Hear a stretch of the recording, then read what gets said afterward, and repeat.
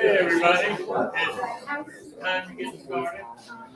I'm Country Fed, I'm the president of CAN. And welcome to CAN members meeting. We usually go around the room and introduce ourselves, because we're neighbors. Cambridge Association of Neighborhoods. So, would you like to start? Tell us your name and where you live. Okay, my name's Frederica Banning, everybody calls me Ricky, and I moved back to my roots here, my hometown, after being away for 47 years and living 10 years in Hawaii, and I just bought a white brick rancher behind the Point Restaurant, so I'm very interested in what you have to say about the waterfront development, so happy to be here. I'm Ruben Jesse, and I live at 208 Belvedere Avenue. And he's a board member. I'm a board member. I'm Pete Doyle, I live at 104 Chop Tank. Darrell Butcher, 100 Riverside Drive. Larry White, 2 Belvedere Avenue. Fred Haller, 1009 Ambrose Avenue. Stephanie Ryan, 213 Belvedere. I'm Dickie Behrman, I live at 102 Glenburn. I'm Teresa Knight McFadden, and I live at 200 Belvedere. Linda Starling, 119 Choptank Avenue. Mike Starling, same. Jim Brady, number 2 Chop Tank. Luke Loy, 1101 Travers. Charles Fadley, 303 Oakley. Lee Harris, the same. Buddy Garvin, 313 Maryland Avenue. Mark Sexton, Paul Point Road. Ellen Michaels, 112 Clement. Robin Greenfield, Hudson Ward, Jane Google, also in Hudson. Tom Google, I'm with her. I'm Bill, I live over in Belvedere. David State, 605 William. Bill Craig, 110 Somerset Avenue. Mariano, Sawyer Street. Poplar, 113 High Street. Down Broke Markle Park, 6 Rochester Avenue. Doug Schutz in the Algonquin neighborhood. Allison Kennedy, 100 Garden Lane. Penny Olson, 310 West End Avenue. Lee Davy, 301 Mill Street. 48 hours as a resident.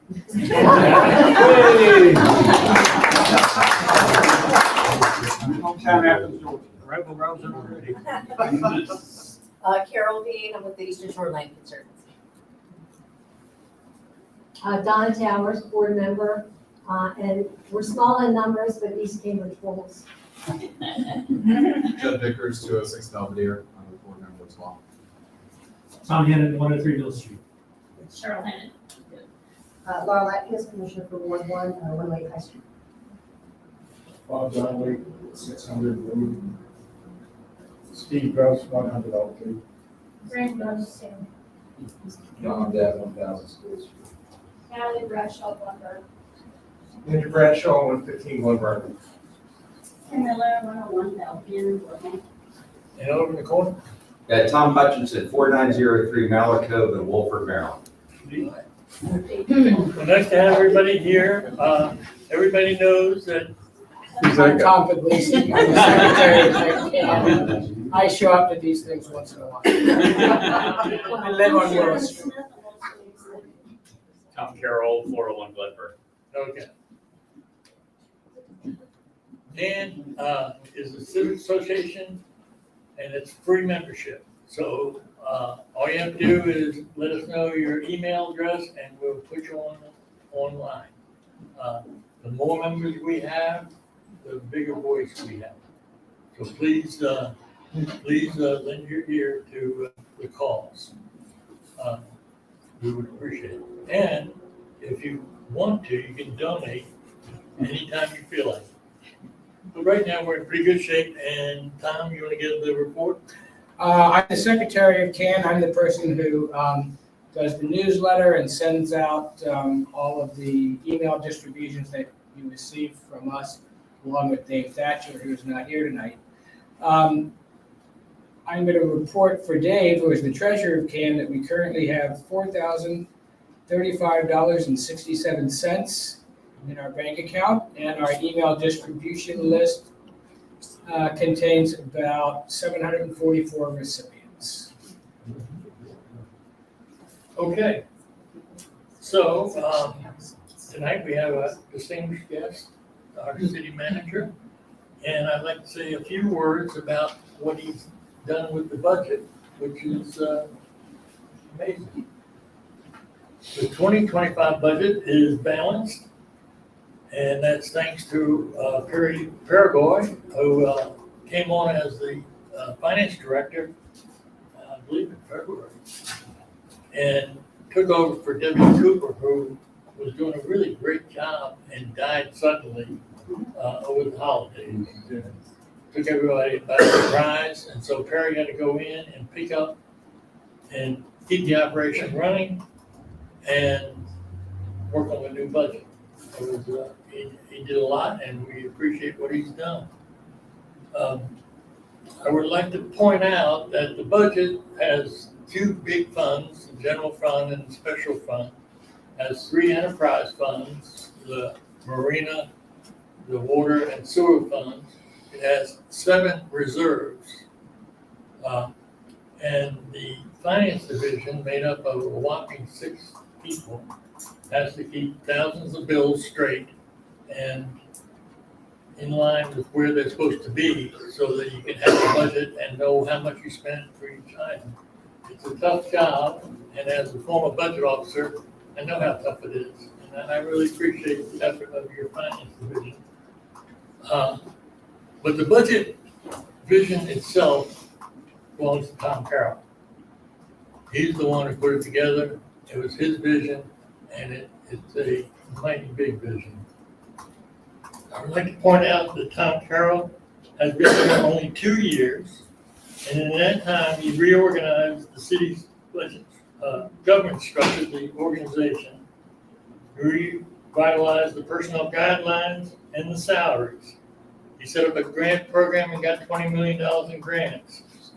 Set up an economic reserve of $500,000 that's helping the city do business. He's got a shoreline resiliency reserve, which Larry White is heading up for $18 million. We got a West End sewer project of $3.8 million.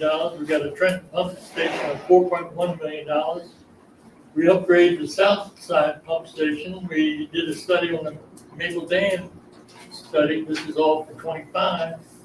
We hired 3 new maintenance workers to do preventive maintenance in the sewer system, so we can get a handle on the sewer problems in the city. We put in $1.2 million for marina improvements. We have $500,000 for a Leonard Lane improvement. And I counted 35 projects in total in the 2025 budget that the staff is going to be working on. It's really amazing, and the budget is balanced. I did not mention any of the numerous housing programs and blight eliminations of different programs that he started. There's a sidewalk program, there's a new housing, there's a low-income health program. There are numerous programs to fix the blighted sections of the town. And after we get all the blight fixed, he put in a program to have art in public places, which is close to my heart and close to my mom's heart, to beautify the city. It's an amazing accomplishment. He also put in something that Ken suggested. We were lobbying him to fix a fence program between the new Dollar General out on Route 16 and the development behind there. There was too much traffic and stuff like that. Tom came up with the idea of establishing a small grant program for the future so that civic associations can come in and take care of little nuisance problems, not big stuff, but little nuisance problems that irritate people, and we can get it fixed with this little grant program. So I can't say enough about the 2025 budget. I'm an old budget officer myself. It's the most transparent budget I've ever read. It's also one of the most personal ones I've ever read. It's a really nice effort. We're going to miss your inventive ideas. And I'm sorry you're leaving. So anyway, with that, I will turn it over to the moderator for tonight, Sharon Smith, who is going to lead the questioning or the program. Sharon? Hi.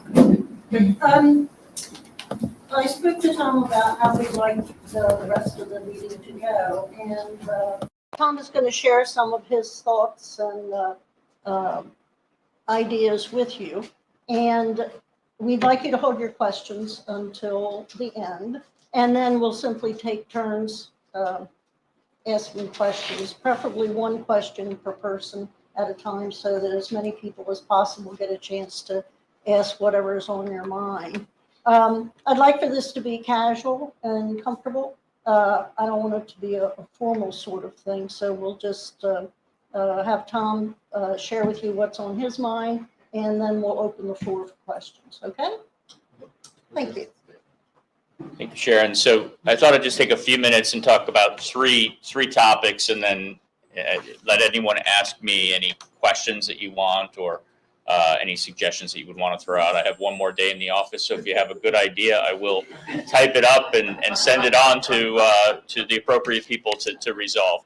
The three topics I just wanted to cover real quickly, sort of my impressions of the community and the civic organization, the city organization, why I'm very bullish and optimistic that our best days are ahead of us.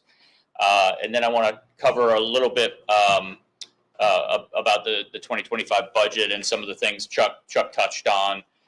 It is a good document, and you know, I am a budget nerd like Chuck, like Sharon. I get into this kind of stuff, but a budget is really a plan, and it's really beyond a plan. It's really the contract that I think of it as a contract that the city is making with you, the taxpayers. This is what we're going to do with and for you, in consideration for the taxes and fees that you pay. And so it's important that everybody who's party to the contract look at it and understand what's in it. And your involvement in that process is important. Of course, we have a budget hearing on May 20th, and that will be right next door at City Council chambers. And then the third thing I want to just touch on is the Cambridge waterfront development. I have concerns about that. I've been pretty public about it, and it's the reason I'm leaving the city of Cambridge. I'm not here to throw hand grenades or anything like that, but I am going to share a couple things about my concerns with that project. So if that's a plan, and then you can ask me any questions that you want or offer those suggestions. But my impressions of Cambridge is that this community has far more potential than we're able to realize. And so that's why it's so important that we have organizations like CAN. We didn't get into the current situation that we're in, where we have 24% poverty, where we have a third of the community that's what I grew up referring to as working poor, and there's a new acronym for that now called asset limited, income constrained, employed. That just doesn't roll off my tongue. But it's people who are working, but they're late on rent on May 2nd, right? They couldn't pay their rent. And a third of our community is kind of in that boat, and rents have gone through the roof. And we're a community that is fractured in too many ways. Race is a big issue, obviously. It's the biggest one.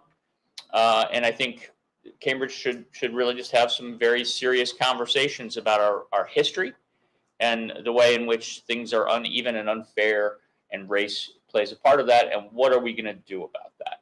And that's the question that I think we should ask ourselves. This is not unique to Cambridge. This is a problem in our country. And the sooner we get to asking these questions and listening and answering and getting the answers and collectively figuring out what are we going to do about it. There are issues that are not just race, but there are issues of class. And it's unacceptable that we have 50% of our kids in our community are impoverished. 1 out of every 2 kids you see in Cambridge lives in a household that's below the poverty line. Why? Why do we have to say that's okay? So those are some of the questions that I think the community and our country need to ask. In terms of our city organization, Chuck mentioned that we're adding some additional staff, and I think that's pivotal. I know in many ways, the city has been unable to meet the expectations of the residents. Some days it's just an accident. Some days we just don't have the right resources to meet your needs. We have a disparity in tax burden in this community. We have a number of households, probably in the West End, but there are other neighborhoods as well, where you pay a decent amount of taxes and you feel like I don't get enough in return for that.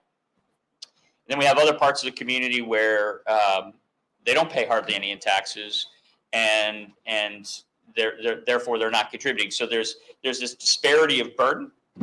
And here's an anecdote that I'll offer that has been very powerful for me. I got some access to some rental data for a property on Douglas Street. And if you don't know where Douglas Street is, it's probably the roughest street in Cambridge. At least up until recently, it was the worst drug corner. Was right here at the corner of Douglas and High in Cambridge. On that same block where there was active drug dealing going on, there were a series of duplexes, and one of the duplexes, I saw the rental data, $725 for the upstairs unit and $770 for the basement, or for the first floor. So that's $1,500 a month in rent that the landlord was collecting, $18,000 a year in income. The property tax, the assessed valuation of that house was $35,000.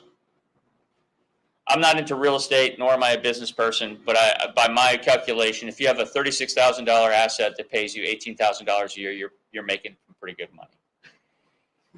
How much property tax do you pay on a $35,000, $36,000 house? To the city of Cambridge, it's less than $300. To the county, it's about $400.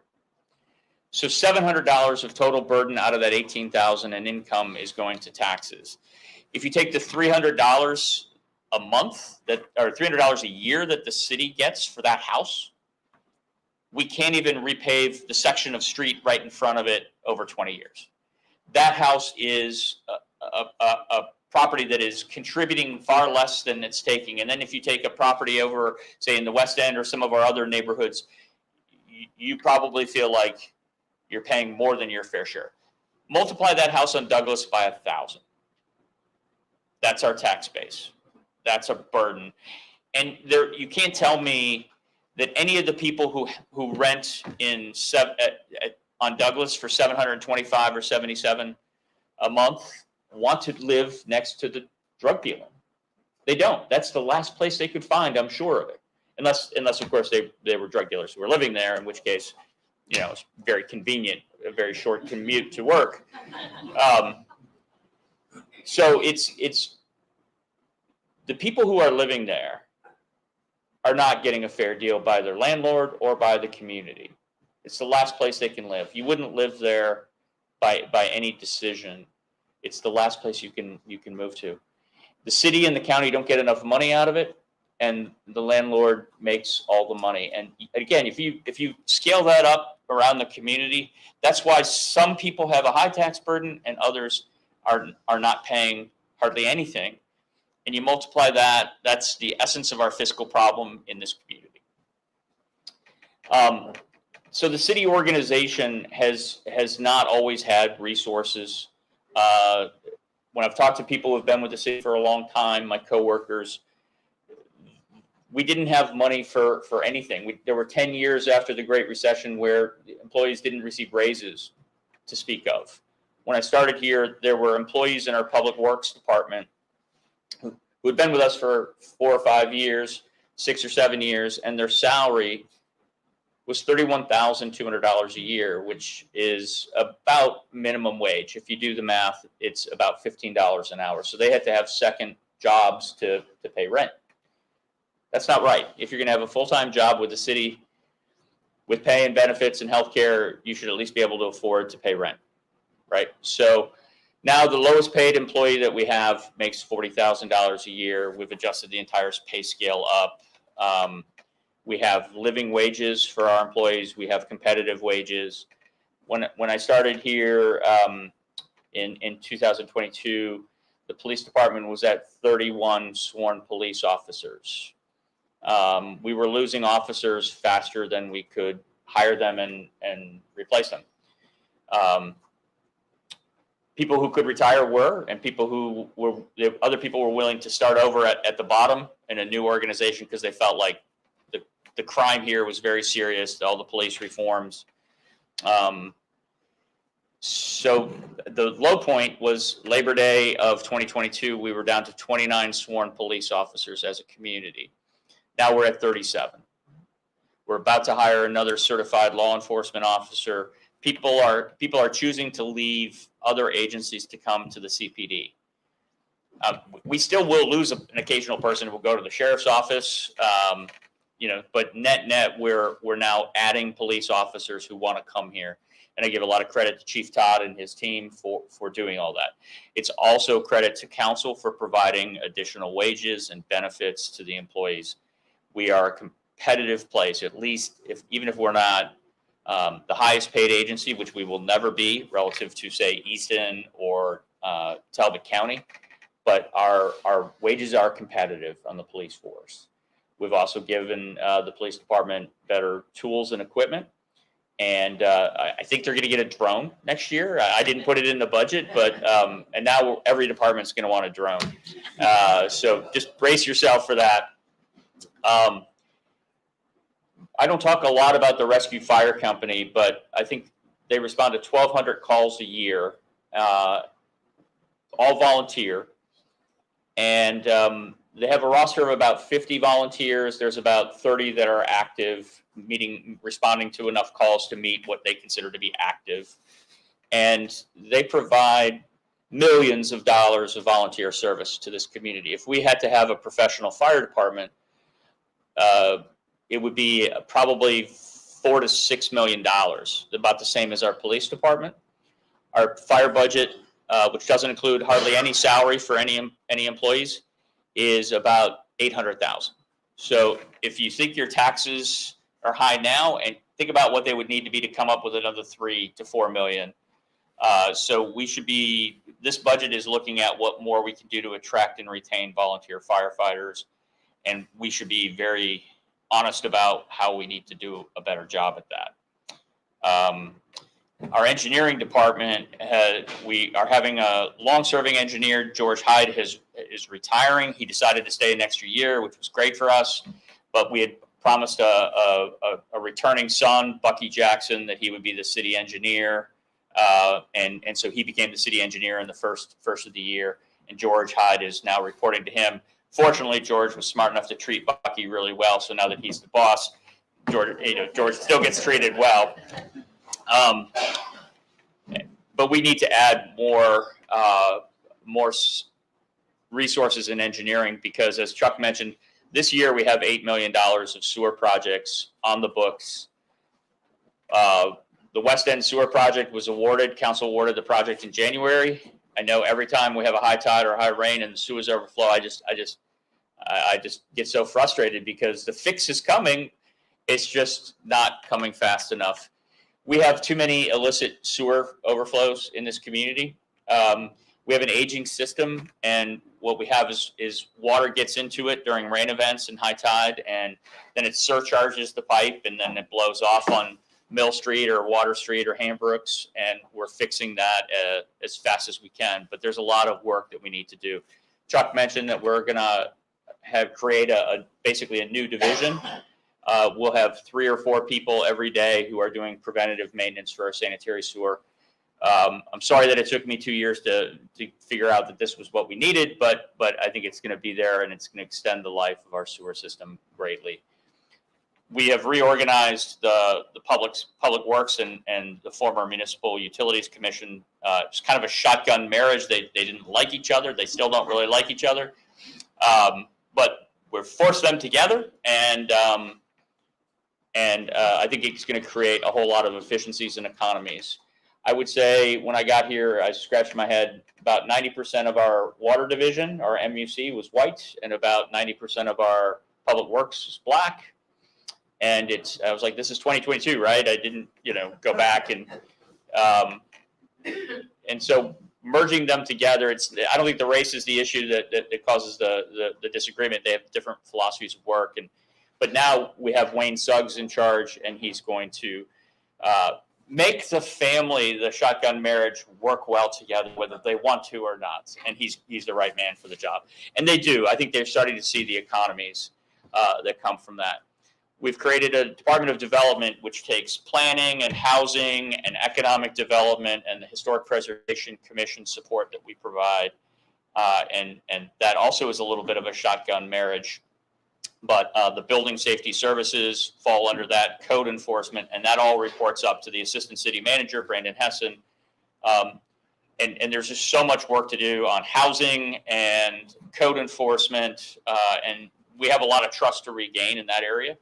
And I think we're doing it. I would ask for patience. If you get a citation, which I did a week or two ago when my grass was high, and I thought that's great.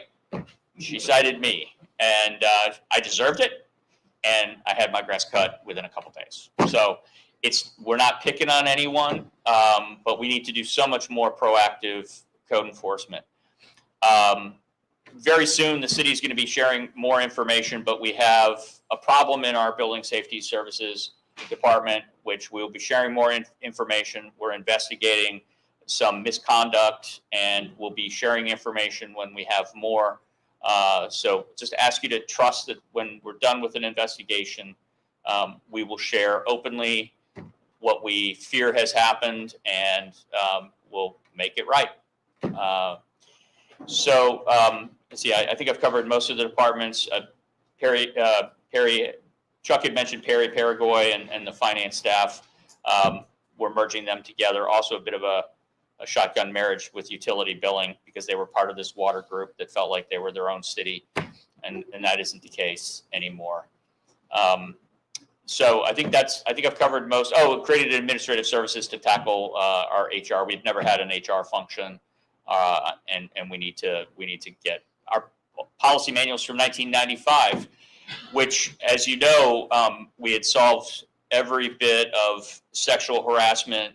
That was a high watermark of America's sexual harassment policies.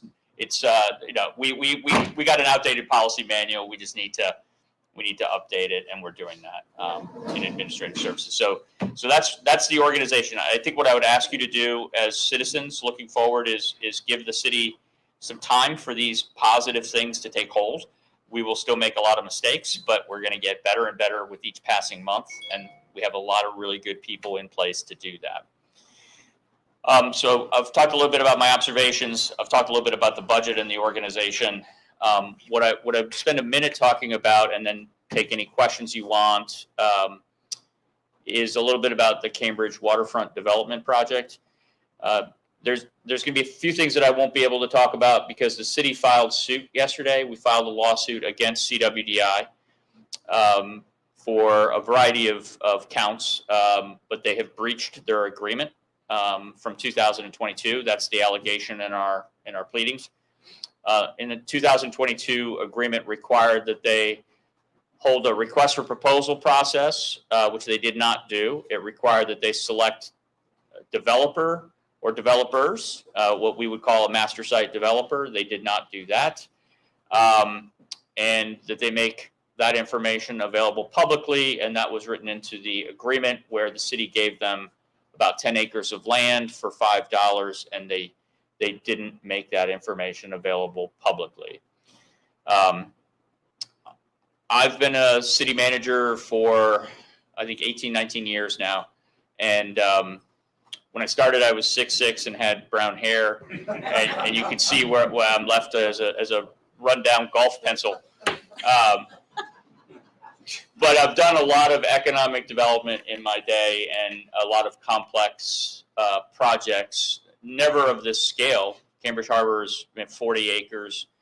Projects that I've dealt with have been like 5 acres and 11 acres, but have been very successful in terms of transformational economic development for the communities that I was working for in Loveland, Ohio, and Silverton, Ohio, outside of Cincinnati.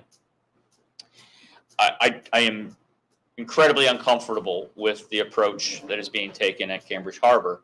CWDI has decided to serve as their master site developer. That was never the original intention. I've looked at the supporting documents. That was not the intention of the organization. There is a lot of benefit in having an organization like CWDI set up to do this. City councils come and go, city managers come and go, same thing at the county. If you're a developer and you're trying to figure out how to invest in Cambridge or any other community, you want to know who you're dealing with and have consistency. That's the fundamental thing that a developer wants, is whatever the bad news is, just tell me straight and don't change the rules during the middle of the game, because I'll make financial backed decisions based on what I think the rules are. So the purpose of CWDI is wonderful. I agree with it. I understand why the city and the county set it up. But the execution has been lacking, especially in the last 2 years. And that's all I can really speak to, has been my experience over the last 2 years. So what are the fundamental problems with the Cambridge waterfront? Well, City Council sent a letter in October, which is now 6 months ago, and they listed 4 fundamental problems in our correspondence. The first problem is CWDI is a nonprofit organization which only has money that has been given to it by public entities, mostly the state, a little bit from the county, and a little bit more from the city. It's all public money that's gone into it. It gives them supporting operating revenue, as well as it's essentially paying for the consultants. A nonprofit organization has decided to serve as a master site developer, which means they're bringing no private development money to the table. In a typical development, somebody will buy, let's just say it's a 100-acre farm. They'll put in streets. They'll lay out where lots are going to be. They'll put in water lines, sewer lines. They do all of that, and then they recover the cost of that infrastructure by selling the lots to a home builder for whatever they sell the lots to them for. They don't need to create a TIF. Sometimes they do across the country, but we've never done a tax increment finance district in Dorchester County, as far as I know. And here we are in a built-out space that didn't require a TIF. So my point is, there are other models for development. In fact, we've done this up until this point. We've done other models for development. This doesn't have to be the approach. It is okay for a developer to come in and say, this is what I need, this is what I can't do. It's a negotiation process. It is iterative. The plan can never be set in stone. It can never be fixed, because it's an adaptive process as market conditions and situations change. But the approach they're taking is, we're the master site developer, plan is fixed, and nobody's interested, and so we're going to implement it ourselves. But bear in mind that they have no money to put in any infrastructure. So where does that money come from? The public entities, the city, state, and county. It's just too rich of a deal, because they're serving as their own master site developer, and it's something we can't afford. We can't afford this as a community. So that's the fundamental problem from which everything stems, in my view of the world.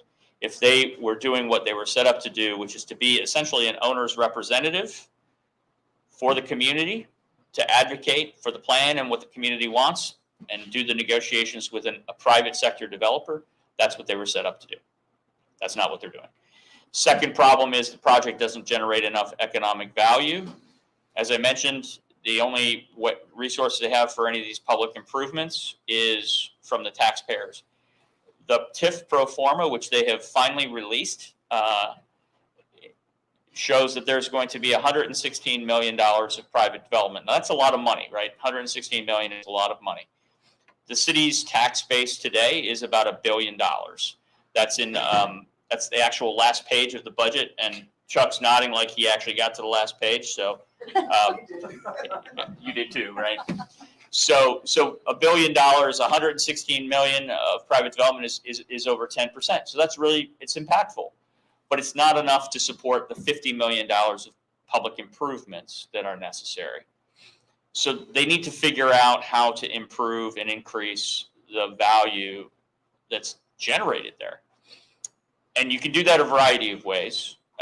We have not said to them, you have to do it this way or that way, but you can do it by reducing the amount of green space, which I understand nobody wants to do, but every bit of tax exempt property is, well, it's tax exempt, so it's not paying anything.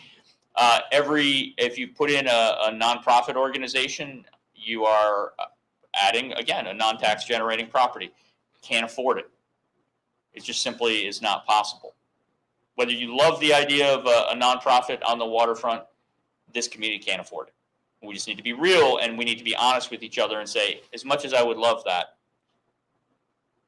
it's too rich for us. If we were Talbot County or Easton and the project made sense, or the public was able to subsidize it and there was more wealth, we could probably afford that. But the honest answer is we can't afford that as a community. And it's tough news. I don't like to tell anyone bad news. I would rather tell you good news, but I can't do that and be forthright. We can't afford it. The third problem is the TIF, the Tax Increment Finance District. I've met with CAN folks to go over their 7th model. I think it's overly leveraged. It relies on 2% appreciation. I think it's going to be a disaster. I've done 4 TIFs, all of which have paid back the debt that is incurred, and I would never do this TIF. When I say I've done it, I mean the councils that I worked for have created it, and we had lots of help from bond counsel and underwriters, and there's a lot of people that go into this complex thing, but I've worked on 4 of them, and I would never do this TIF. And then the fourth problem has been the lack of transparency and governance from CWDI. It's all public money that's going into this, and we want to feel, I think, as a community, like you're really working for our interests. And if we can't see what you're doing and we don't like what we're seeing, then we start to raise questions. I've learned through 28 years of government services that if I'm not telling you what's going on, you're going to assume the worst. And so transparency and openness is essential.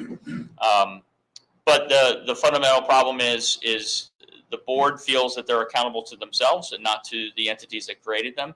I can drill down more on that, but City Council asked a board member that the City Council appoints, to resign 6 months ago, and he's still on the board. And it's a voluntary position. And so my hope is that they will realize that if the entity that appointed you doesn't want you to serve, and we don't feel like you're representing us well, that you should change that. But there is a reason why CWDI should be independent and separate from any political entity. But that doesn't mean that there's no accountability back to the appointing authority, whether it's the city, county, or state that appointed the person to that board. And you should represent the interests of the appointing authority, city, county, or state. So with that, I'll be happy to drill down on more of that. I can talk about sewage. I love to talk about sewer overflows. It really is a great topic, and I can explain how all that works. But otherwise, Sharon. Any questions? Right here, got her hand up first. Well, as somebody who just moved to the waterfront, I have a lot of interest in what happens with CWDI. So my question is,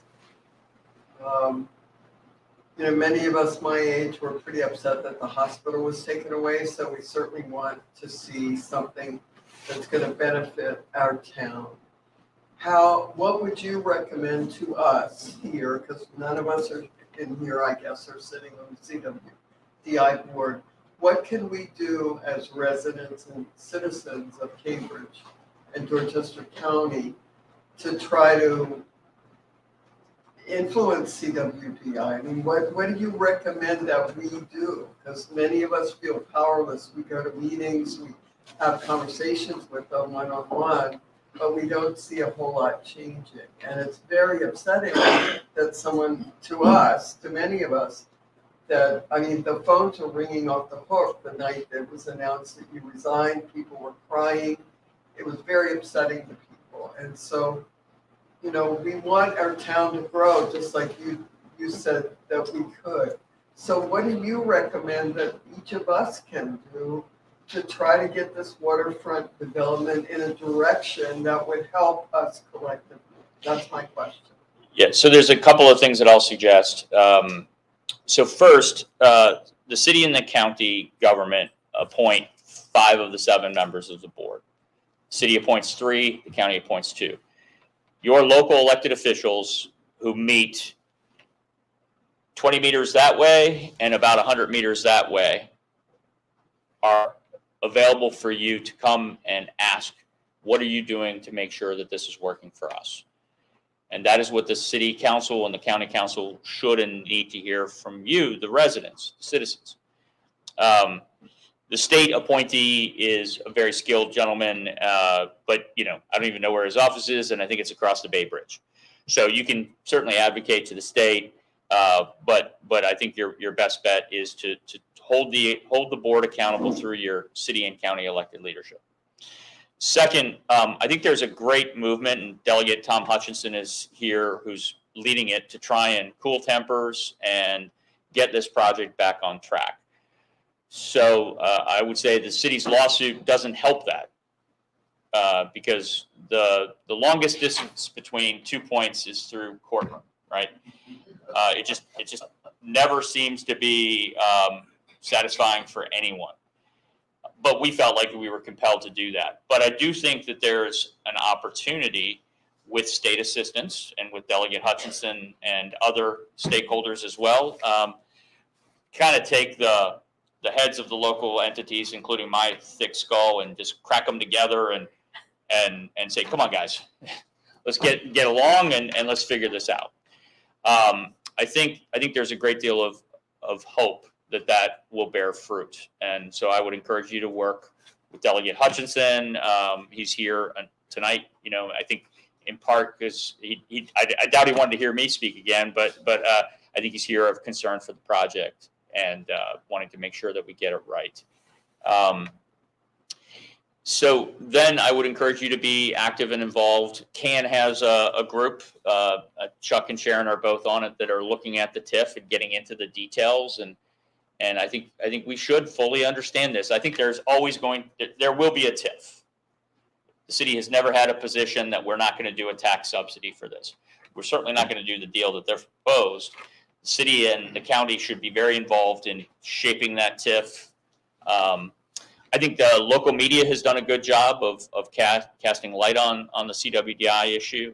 I think the city is about to engage additional expertise, financial advisors, to look at the tax increment finance district, and good legal team. Again, nobody's going to win if we have to duke it out in court. But I think the city has created a significant, I've recommended a significant reserve be set aside in the budget. I would hate to think that money would get spent on litigation, but we've set aside $500,000 in the FY25 budget for that.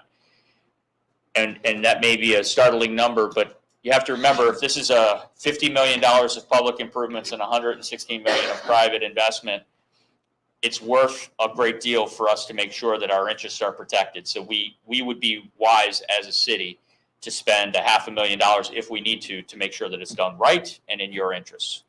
I hope we don't have to do that. But I think those are the things that I would recommend. More scrutiny, more attention, and sustain it. That would be my recommendation. Next question? You had your hand up next, Roman, so the first time around. So thanks for your candor. I appreciate it very much. And if we could push that candor a little bit more, you made recommendations to the council that certain issues that you saw were of concern. And they obviously didn't listen to you because you're leaving. So can you be a little bit, push that envelope and ask which people on the council are the ones that should be addressed more strongly than others? Sharon, I thought all the questions had to be submitted in advance and would be carefully curated, and that I would not have to answer any difficult questions. Let me make a couple of things clear, and I will answer the question. The fundamental problem, if you believe that the city's concerns are right, the fundamental problem is not me or the city council. The fundamental problem is the CWDI board has heard these concerns and in a 6-month period has done nothing to respond to them. And every week that goes by, every month that goes by, they spend money advancing a plan, trying to advance a plan that does not work. And so that is fundamentally the problem. I don't know their budget, but I'm guessing it's probably $10,000 a week gets spent on a plan that the city doesn't support. And guess whose money that is? Whether it's from the state of Maryland, Dorchester County, or the city of Cambridge, it's your money. It's taxpayer money. We shouldn't allow that to continue to go on, right? So city council in general agrees, and they share the concerns that I've expressed, right? So there is one member who disagrees with me, and I respect his right to disagree with me. Mayor Rideout took a step last month to amend the Articles of Incorporation. He's a very thoughtful, deliberate man. He's very, well, I'm going to say judicious. He was a judge, right? I mean, it's in the name.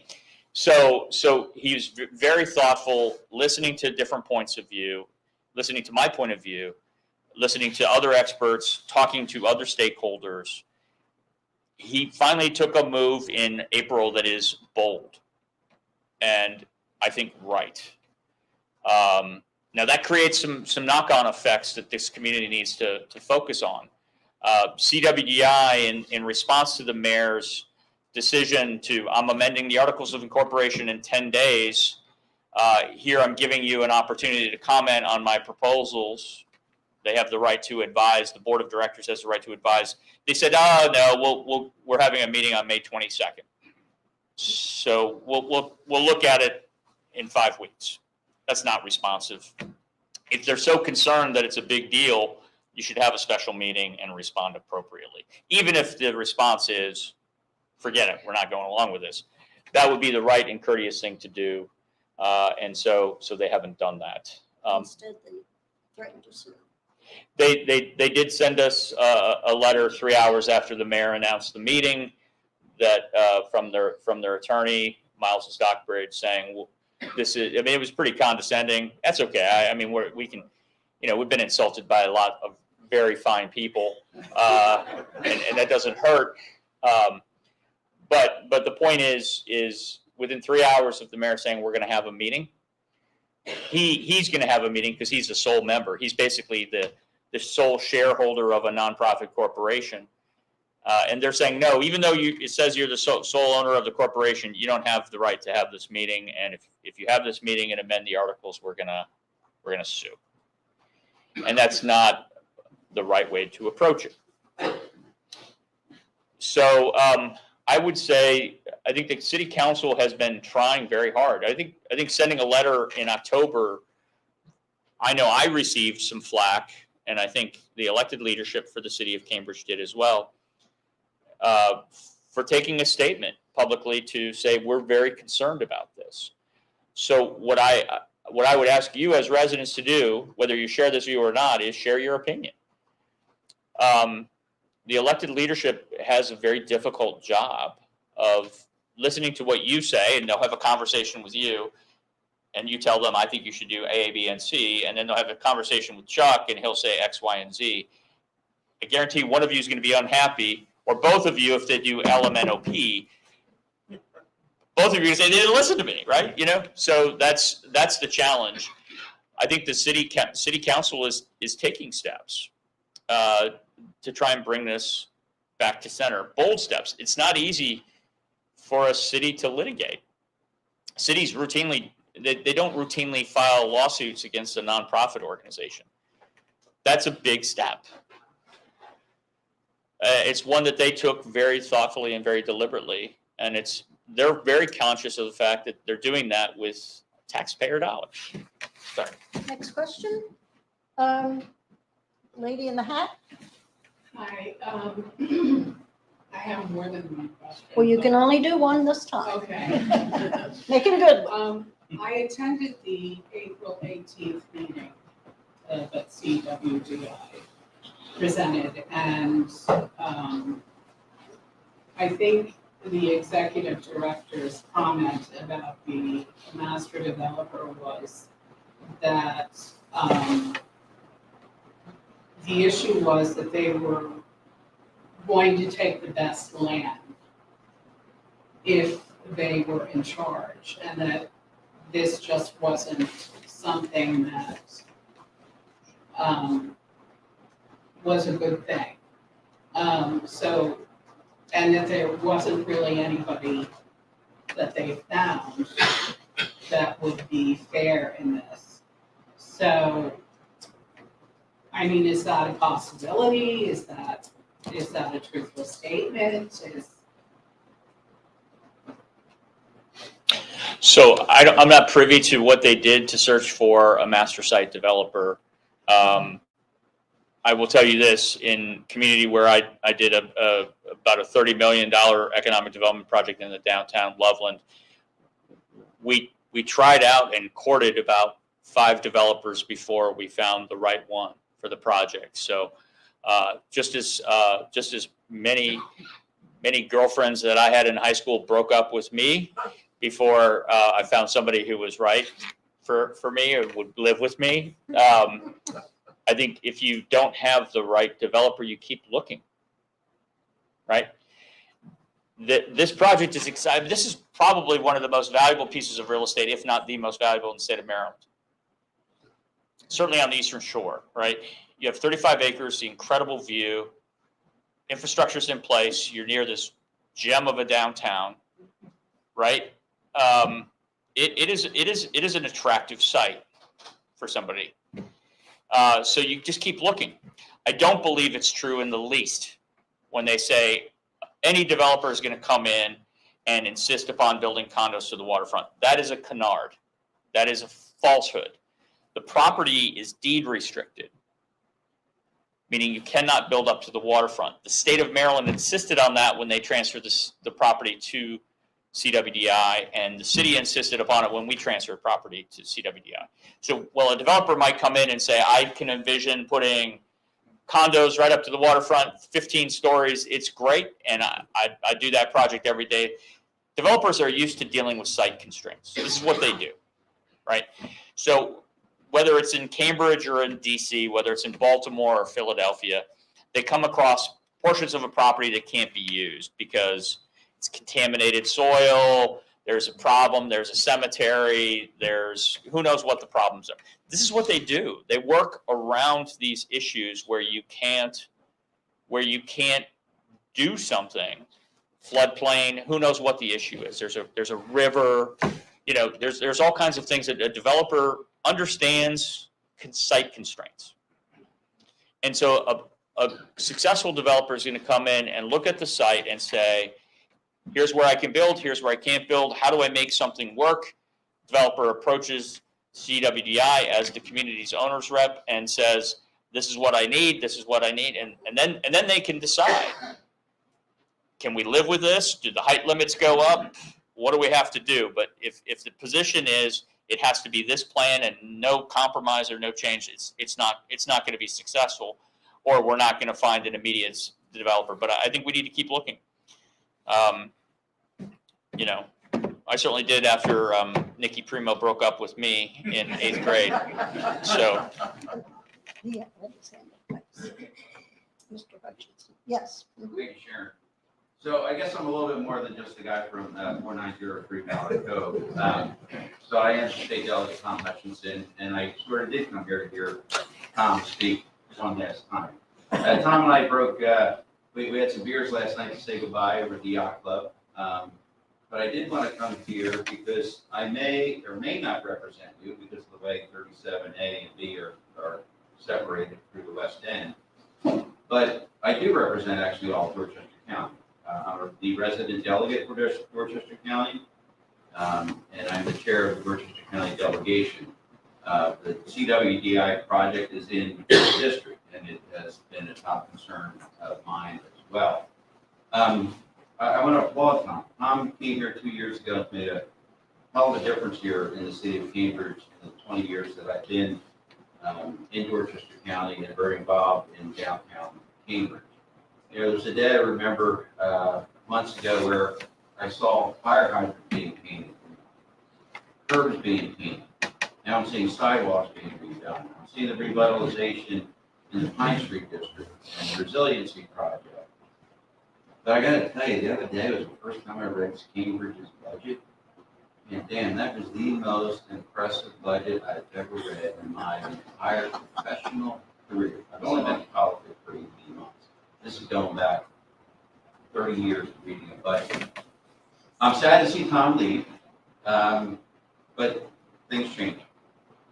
I talked to Mayor Rideout the other day about Tom leaving, and he said one of the good things is that Tom has left the city in good shape to bring in the next person to continue to carry on and make this a great city that we all know that it is, and one that I'm very, very, very passionate about.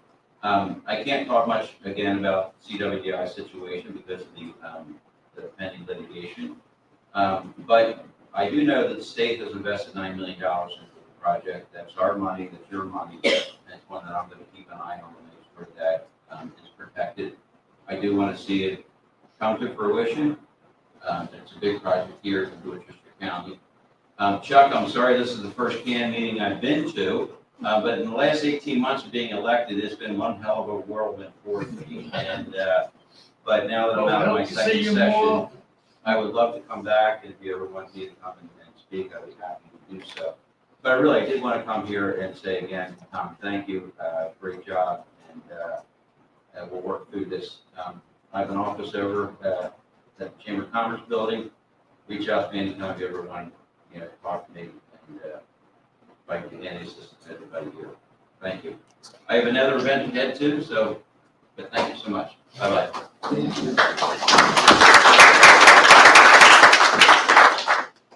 So, Tom, I volunteer for Habitat for Humanity. What is your vision for the land bank that you've created for the city pertaining to affordable housing, doing something with the blighted housing that we have? Yeah. So the question is, what is the purpose of the land bank, and what can it do for Cambridge? City Council created the land bank about a month ago. We have capitalized it with $1 million, which is a good start, but it'll go fast because what a land bank will spend money on is buying real estate, cleaning up titles. That's lawyers and surveyors and recording fees. $1 million, to me, it's a lot of money, but it's not much. So we are going to need, as a community, to figure out how to put more money into a land bank. So what will it do? First, City Council has purchased a variety of parcels, vacant parcels on South Pine in the 900 block of South Pine. We've purchased some dilapidated houses and torn them down. You always hate to see a property get torn down because it's at the end of the line, it's a failure, right? Somebody grew up in that house, somebody lived in that house, somebody owned that house, and ultimately they walked away from it, right? And so it's kind of sad. And that's what happens in cities across the country. When finally the last ounce of value is pulled out of a house or a property, somebody walks away from it and it's left in the community, and we have to figure out as a community how to sort that out. And often that's through demolition. So the land bank will do things like that. The land bank will acquire property and tear down properties. And then it amasses a certain amount of property, and then that by itself becomes a redevelopment opportunity. So you've been working on Wells Street. I've seen you out there as I drive by. And Habitat has built, I think you've built 8 or 9 houses so far? 12. We're going to do 12. Yeah, there's 12 planned, and several of them are occupied. Home ownership is so important. So I think the land bank will facilitate projects like what Habitat is doing on Wells Street, which is transformational. And the idea of creating home ownership is so pivotal, particularly for our moderate income residents. I've never taken a rental car to get it washed, right? So when you're a homeowner, you invest in the house, you invest in the neighborhood, you're part of the community. Of course, if you looked at my car, you'd say you probably never took your car that you own to get it washed either, but which is true. But the point is that if you create that opportunity for home ownership, that's the American dream, and that's what we need to do more of, and we need to have more people in this community who do that, particularly our historically disadvantaged communities. So Habitat and the land bank are going to work that problem from slightly different points of view, but very much in a same direction. Land bank could also do a great deal, like I described earlier, that property on Douglas Street. Let's suppose, here's what I've learned, which was surprising to me. If I'm a renter, and Sharon, you're going to be the bad person in this. You're my slumlord that you're paying. I'm paying rent to you, and I'm complaining because my water doesn't work. I don't have water, and so I complain to my landlord that I can't flush my toilet clean. I can't brush my teeth. I can't do dishes. I can't do anything that you rely on every day for water, and she refuses to fix it. Now, in other parts of the country, if I'm a renter and I put my rent in escrow because the landlord has not fixed the problem, I have paid my rent, just not to her, and she can't evict me for non-payment. She'd have to find another reason to evict me, right? But at least for non-payment, that would not be eligible, and that gives her an incentive. Now she's not getting the rent, and now that gives her the incentive to fix the problem and go through a court process. In Dorchester County, the city has to get called to go and cite her, which residents just decided that they're not going to do because we have historically not been responsive. So the city is part of that problem, and we're fixing that with the new development department that we've created. But the resident in that situation, in this scenario, me, who doesn't have water, needs the city to be an advocate instead of an impediment, to put that rent in escrow. And so one of the ideas behind the land bank is the land bank could become that advocate for that tenant who is, quite frankly, being exploited, right? And our housing conditions in some of our neighborhoods are just deplorable. There are some houses in this town that it should be an embarrassment to all of us that people are living in them in this community. It is an embarrassment, but we should be outraged, and we should say this is not good. We're going to fix this. And the land bank can be a tool to help that. The city has a role, and we're going to take a lot of blowback from landlords that won't want to fix this problem, but we'll need the residents to say, no, we stand with the city on this. That's just simple politics. Back to your question, how do we get involved? It's pretty simple politics to just say this is what we want, and we're not going to accept the status quo. So the land bank is potentially an incredibly powerful tool. I came here from Cincinnati. There are land banks throughout the Midwest. The Midwest has been, because it's been a left behind place.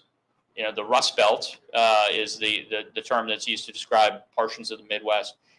There's lots of communities that have, Detroit is a perfect example, where they've just torn down entire blocks because people have left, and they've just shut down the streets because it's too expensive to maintain a street for one house on the street.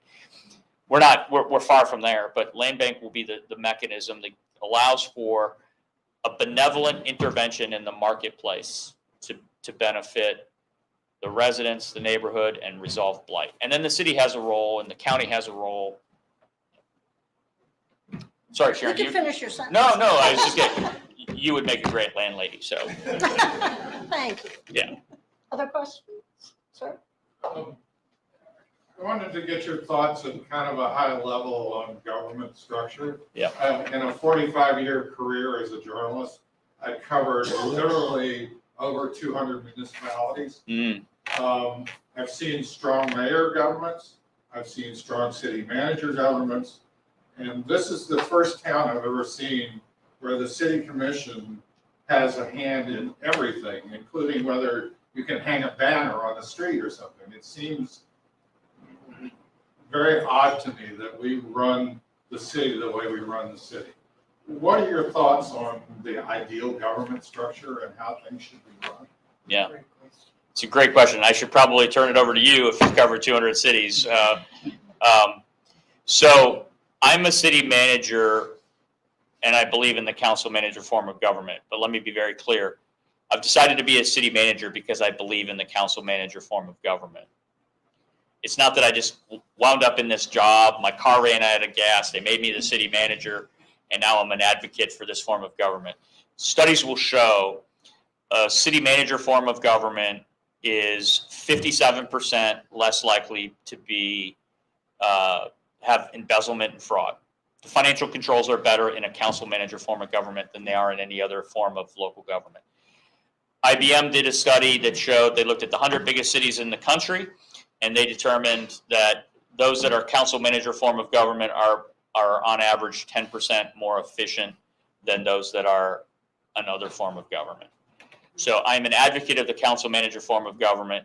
Why? It's because ultimate power rests in the elected leadership, city council, city mayor, or the commission, whatever you call that body. The elected body holds all the power and responsibility. The city manager reports to them, and she or he is accountable to them. They can fire the city manager on any given Monday if they need to.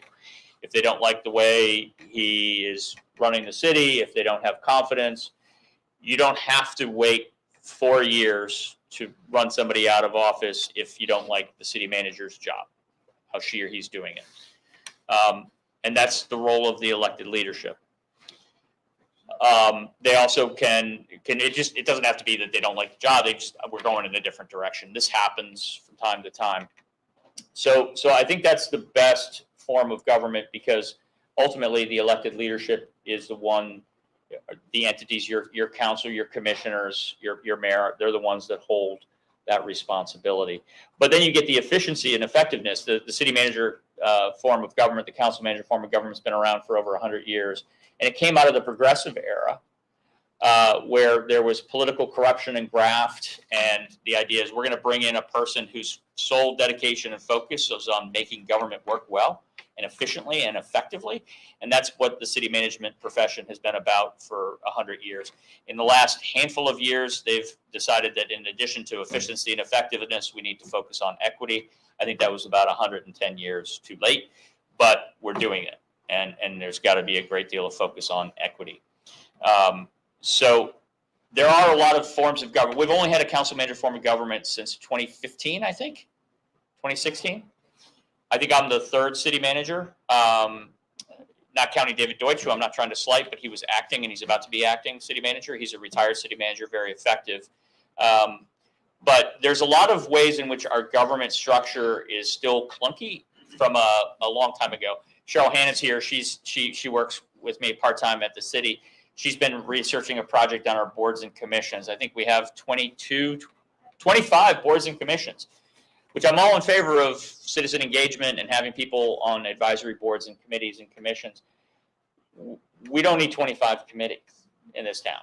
Some of them haven't met. Some of them have different terms, like some people are appointed for 3 years, some for 4.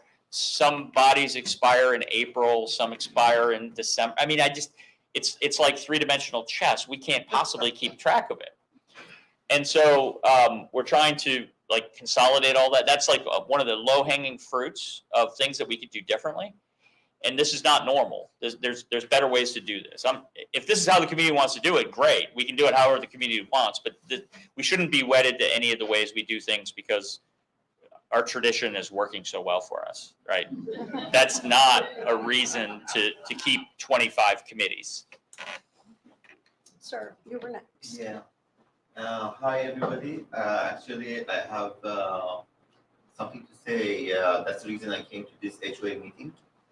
I am maybe the newest family of the community. We came just 3 weeks ago from Salisbury. Well, actually, somebody beat you. Somebody's been here 48 hours, but welcome. Either way, 3 weeks is still pretty new. Go ahead. I'm sorry. Go ahead. Okay. Go ahead. I'm sorry. So, when we came in the Salisbury, we didn't have this problem. I saw the nature of the questions is mostly higher level management level.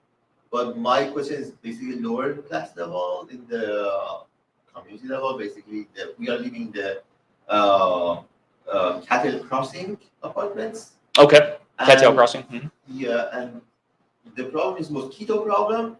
And when the dust comes, we can't open the door. There are lots of mosquitoes around the house. I don't know if everybody has this problem, but when we open the door, maybe like 50 mosquito comes inside the house. Wow.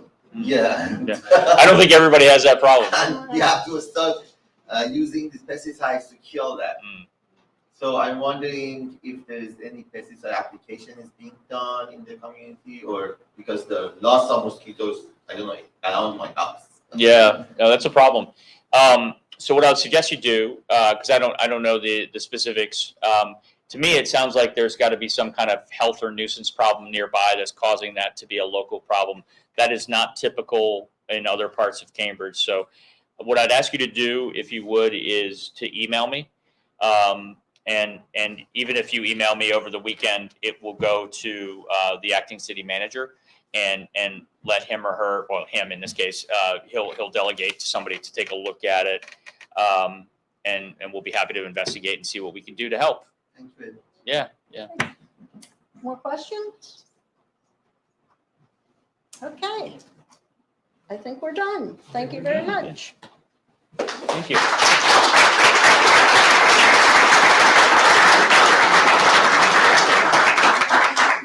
And we really appreciate all your efforts in the last 2 years. We wish we had 2 more years.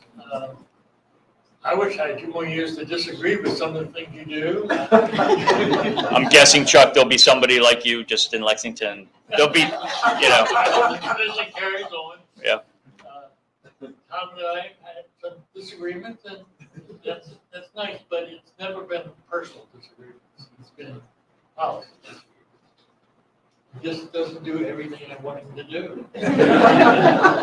Story of my life. But I do thank you for your 2 years here. We're gonna miss you, and you left the big shoes to fill. So thank you very much. Thank you. And thank you all for coming. Appreciate it. Thank you.